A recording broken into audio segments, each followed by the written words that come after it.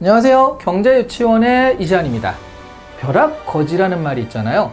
자고 일어나 보니까 자산 투자를 안 하는 나 빼고는요, 다 주식이든 부동산이든 뭔가 이득을 본 사람들이 주변에 많아진 환경을 말합니다. 이 벼락거지라는 말을 가장 실감나게 해주는 게 비트코인이죠. 그냥 하룻밤 자고 일어났을 뿐인데 1,000만 원 정도가 올라 있는 경우도 있잖아요. 몇 년 전과 비교해보면 몇십 배나 올라있기도 한 거니까요. 비트코인이란 말로 대표되지만 암호화폐 전반적으로 다 해당되는 이야기입니다. 이런 암호화폐의 무시무시한 변동성 때문에 투자하는 것이 무척 겁나는 것도 사실이거든요. 그래서 비트코인에 대한 투자를 생각하기 이전에 비트코인이 왜 지금 이렇게 핫한 아이템인가, 이것을 한번 생각해 보면요, 장기적으로 어떻게 움직여야 할지, 그러니까 투자 대상이 될지 아닐지 어느 정도 방향이 잡힐 것 같아요. 비트코인은 화폐의 대체물인가 하는 질문은요, 이게 어느 정도 화폐로서 인정받으면 투자를 해도 되지 않을까 하는 생각이 깔려있는 질문이죠. 화폐는요, 교환, 가치척도, 저장의 한 3가지 정도의 역할을 합니다. 화폐는요, 물물 교환의 효용 때문에 생긴 것이라는 주장이 보통은 일반적인데요. 그렇지 않고 물물 교환의 매개와는 관계없이 신용과 부채를 기록하고 청산하는 수단으로 발명되었다라는 주장도 있습니다. 어쨌든 처음은 무엇이었던 간에 지금은 물물 교환의 매개 수단처럼 쓰이는 건 사실이죠. 물물 교환은요, 서로 간의 노동력으로 발생한 결과물을 맞바꾸는 거잖아요. 자, 예를 들어서 여기 어부가 물고기를 잡습니다. 물고기. 되게 물고기 눈깔스러운 것 같기도 하고 뭐 이상하긴 한데 어쨌든 물고기라고 치고요. 그 다음에 여기 농부가 쌀을 생산을 해요. 이렇게 쌀가마니라고 하죠. 그렇게 안 보이시겠지만 쌀가마니입니다. 어쨌든 자, 이거를 서로 간에 물물 교환 이렇게 바꿔버리면 고기를 이따만큼 치고 또 여기는 쌀을 이따만큼 치고 서로 간에 이렇게 바꾸는 이 과정이 너무 번잡스럽잖아요. 그래서 이걸 간단하게 돈이 이런 매개체 역할을 한다라는 거죠. 얘를 돈으로 바꾸고 이 돈으로 얘를 사고 그리고 다시 이런 식으로 왔다 갔다 하게 되면 바로 이 돈이 물물 교환의 어떤 매개체 역할을 충실하게 하게 되는 그런 상황이에요. 자, 그런데 어부가 그러면 내가 하루 동안 일해가지고 물고기 20마리 잡았다. 잠깐 하루 일해가지고 20마리면 좀 그렇죠. 어부인데 낚시꾼도 아니고요. 하루 일해서 한 200마리를 잡았다 라고 한다면 그게 어느 정도나 될 것인가? 그게 농부로 보자면 농부가 며칠 동안 일해야 되는 양인가? 사실은 이것을 일대로 생각하면 그걸 가치를 측정하기가 좀 힘들잖아요. 그걸 돈으로 바꾸면 200마리를 하면은 200냥이다. 이게 어느 정도인지 잘 모르겠어. 어쨌든 200냥이다. 근데 그러면 쌀 같은 경우에는 이게 한 2가마니 정도 된다. 아, 그럼 물고기 200마리와 쌀 2가마니가 비슷한 어떤 가치를 가지고 있구나. 그래서 가치의 척도 역할을 하게 되는 거죠. 그리고 물고기 같은 경우는 내가 물고기 자체를 물물 교환하게 되면 지금 있는 물고기는 괜찮지만 열흘 정도 지나면 물고기가 썩을 수도 있잖아요. 그러니까 지금 당장에 팔아요. 근데 당장에 내가 쌀이 필요한 건 아닙니다. 그러면 그것을 돈으로 받아놓으면 가치를 저장하는 수단이 되는 거예요. 자, 그래서 돈은 교환의 매개, 그리고 가치의 척도, 그리고 가치의 저장, 이렇게 3가지 기능을 가지게 된다는 거죠. 비트코인에 이런 기능이 있는가 하고 물어보면 화폐의 가장 기본적인 수단인 교환의 매개체로서는 조금 부적절하긴 합니다. 생각해 보세요. 자고 일어났더니 가격이 막 2배가 돼 있고 그러면 가격이 워낙 변동성이 심하니까요. 안심하고 돈을 쓰기도 애매하고 받기도 애매합니다. 하룻밤 자고 일어났더니 2배가 됐대요. 얼마나 배가 아프겠어요. 가령 레스토랑에서 식사하는데 10,000원짜리 파스타를 시켰습니다. 근데 식사하고 나올 때는 15,000원을 내야 되는 거예요. 그 사이에 올라가지고. 반대로 이걸 10,000원인 줄 알고 시켰는데 그래서 받으려고 하니까 폭락해가지고 사장은 5,000원만 받게 되는 상황도 있을 수가 있죠. 사장 입장에서도 손해를 보게 되죠. 이렇게 되면. 제가 재미있는 사실을 하나 상기시켜 드릴게요. 2010년에 비트코인을 처음 거래하기 시작했을 때 1비트코인의 가격은요, 우리 돈으로 2.3원 정도였습니다. 10원이 안 됐던 거예요. 이때 굉장히 재밌는 사건이 하나 있었는데요. 나젤로라는 프로그램 개발자가 이런 글을 올려요. 피자4 비트코인 해가지고 2010년 5월 18일 날 올리거든요. 내가 10,000비트코인 줄 테니까 피자 2판 시켜달라. 라지로. 그러면서 뭐 어니언 좋아하고 뭐 어쩌고저쩌고 이런 얘기들을 했습니다. 그랬더니 실제로 누가 파파존스 피자를 시켜줍니다. 파파존스 피자 2판을 시키고 10,000비트코인을 받았어요. 그래서 이제 후기도 이렇게 올리거든요. 바로 이렇게 비트코인으로 피자 2판을 먹었다. 이게 딸인데요. 딸이 이제 피자를 먹는 장면이죠. 그런데 이게 지금 2021년에 비트코인의 가치로 보자면 이 라질로는요, 피자 2판에 5천억 원에서 6천억 원 정도를 지불하고 먹은 거예요. 이 딸은 그러니까 한 3천억 원 정도를 이렇게 먹은 거죠. 정말 자기도 나중에 엄청 놀랄 것 같아요. 네.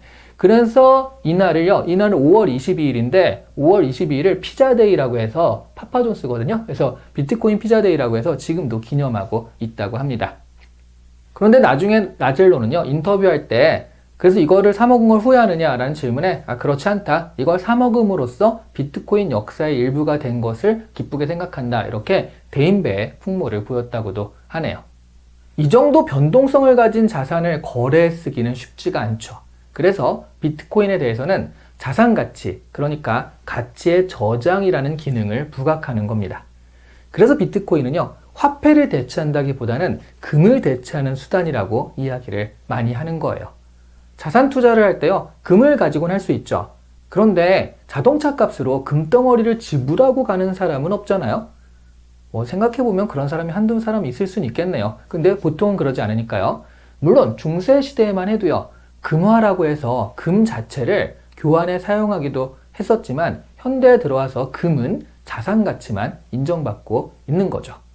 여기서 비트코인에 대해서 부정하시는 분들은요, 금은 금이라는 실물이라도 있지만 비트코인은 실제가 전혀 없는 허구의 약속일 뿐이니까 가치가 없다라고 하시는 분들이 있는데요.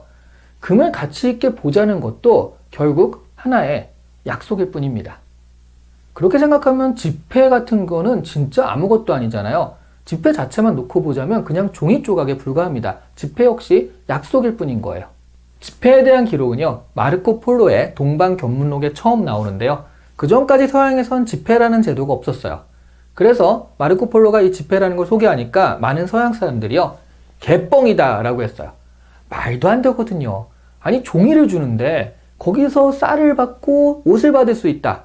아니, 무슨 이 종이가 돈도 아니고, 돈이라는 건 금이나 은처럼 실물로 만들어야지 가치가 있는 거잖아요. 종이는 아무 가치가 없는데 이게 어떻게 돈의 역할을 하느냐, 그런 거죠. 이 반응을 보면 지금 암호화폐가 나왔을 때 반응과 비슷하지 않습니까? 실물이 없으니까 아무런 가치가 없는 것이다. 종이도 마찬가지인 거예요. 다만 종이 조각으로 만들어진 지폐는요, 이게 국가가 지급 보증을 해주니까 가치가 생기는 거거든요. 당시에 몽고의 강력한 황제, 이 황제의 지배력이 있었기 때문에 지폐가 쓰일 수가 있었던 거죠. 그래서 세계적인 지성 유발 하라리는요, 바로 사피엔스란 책에서 인간을 인간이게 만드는 상상의 질서 3가지를 뽑았는데 종교, 신화, 돈이었습니다. 화폐는 종교나 신화와 같은 믿음의 체계 안에 구축된 시스템이란 이야기예요. 비트코인이 실체가 없는 허구이니까 가치가 없다는 이야기는 화폐 역시 마찬가지라는 것을 생각해 보시면 그다지 설득력은 없는 겁니다. 그런데 여전히 비트코인은요, 불안정한 자산입니다. 1비트코인에 몇억 원까지 간다라는 전망도 있지만 결국 사라지고 말 것이다 라는 전망도 같이 공존을 하거든요. 여기서 비트코인의 앞날을 예측할 때 중요한 것은 실체가 있느냐 없느냐가 아니라 비트코인의 의미 자체인 것 같습니다. 비트코인이 왜 생겼냐를 알려면 비트코인이 언제 생겼냐를 알면 돼요. 비트코인은요, 2008년 금융위기가 촉발한 금융 시스템에 대한 불신 때문에 생긴 화폐거든요. 그러니까 그 금융위기 이후에 생긴 거예요. 화폐나 금이나 그것이 교환이나 자산의 척도가 될 수 있었던 것은 국가가 보증을 해주기 때문이에요. 이거를 관점을 바꿔서 보잖아요?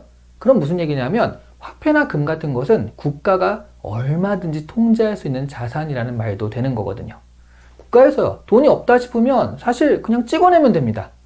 나라 사이에 이동도 국가에서 통제할 수가 있고요. 금융은 그런 국가의 통제를 뒷받침하는 시스템을 제공을 하는 것이죠. 그런데 이 국가와 금융들이요, 이른바 대중들 위해서 놀기 시작하고요. 자기들끼리의 이익만 추구하고 결과적으로 보자면 모든 손해를 대중들에게 떠넘기는 꼴을 보게 되거든요.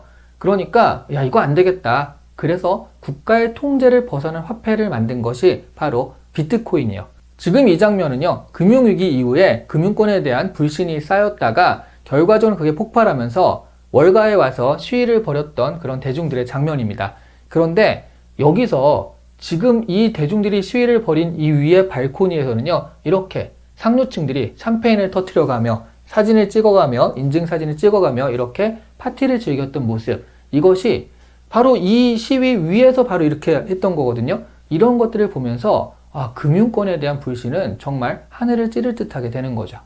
국가가 보증하지 않기 때문에 사기에 불과하다라고 비트코인에 대해서 사람들이 말하지만 바로 이 점, 국가가 통제하는 것이 아니기 때문에 국가를 초월해서 존재하는 게 바로 비트코인의 의의입니다. 달러가 모자라면 찍어내면 그만이다 라는 식으로요, 한 국가가 세계 경제에 영향을 지배적으로 끼칠 일은 없다는 거예요.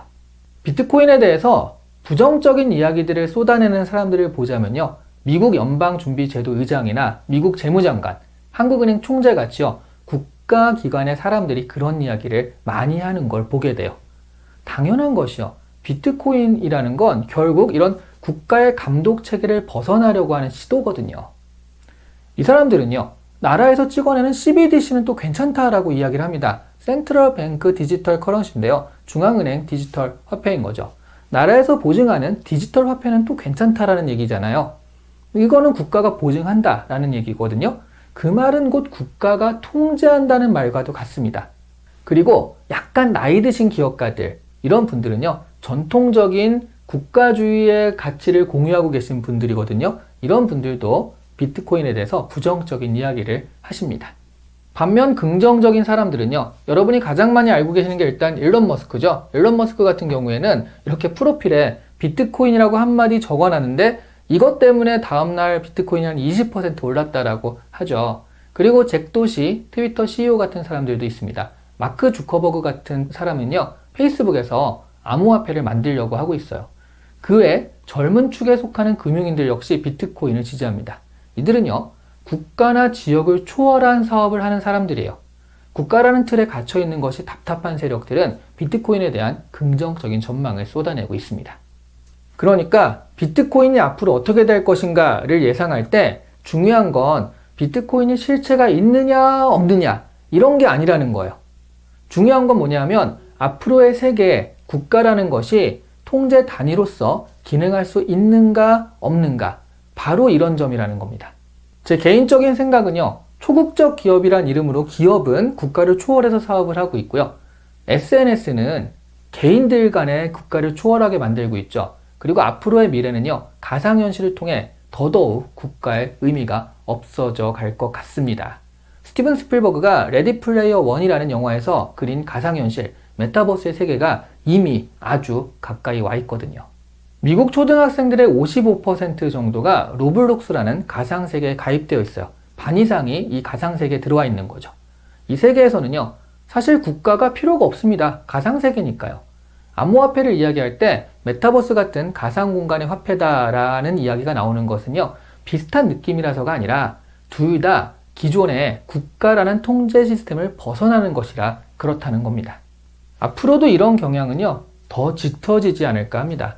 그래서 아주 장기적으로 보자면 암호화폐 역시 당당한 하나의 자산으로 인정받을 수 있지 않을까 싶어요. 하지만 그러기 전까지 나타나는 유동성은요, 폭락과 급등을 반복할 가능성이 많으니까요.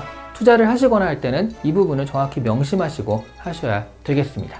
지금까지 이야기들은요, 제가 공부를 좀 해보니까 비트코인에는 경제학적 이유뿐 아니라 이러한 사회학적 이유까지 같이 있다는 것을 알게 돼서 그래서 그냥 이야기하는 것일 뿐이니까요. 참고만 해주시길 바랍니다. 여러분들은 비트코인이 화폐로서 괜찮다라고 생각하시나요? 아니면 결국에는 제로로 수렴할 사기일 뿐이다 라고 생각을 하시나요? 댓글로 의견을 교환해 주시면 좋을 것 같습니다. 감사합니다. 그리고 어떤 부분에 대해서 좀 다뤄줬으면 좋겠다 하는 것이 있으면 또 댓글로 남겨주시면 참고해서 컨텐츠 만드는데 가이드를 삼아보도록 하겠습니다. 진짜로 인사할게요. 감사합니다.